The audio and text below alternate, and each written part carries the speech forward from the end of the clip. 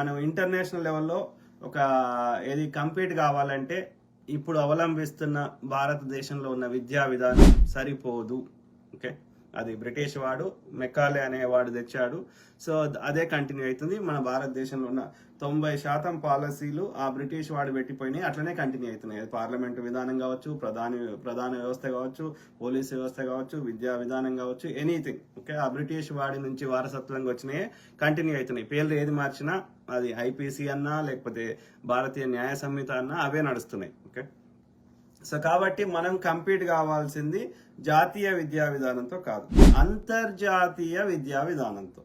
International లెవెల్లో ఎట్లున్నది, are we competing with the international standards అనేది ఆలోచించాలి. ఎందుకంటే నౌ ద వరల్డ్ బికెమ్ ఈ ఇంటర్నెట్, ఈ టెక్నాలజీ, ఈ ఏఐ, ఆర్టిఫిషియల్ ఇంటెలిజెన్స్ ఇవన్నీ వచ్చినాక ప్రపంచం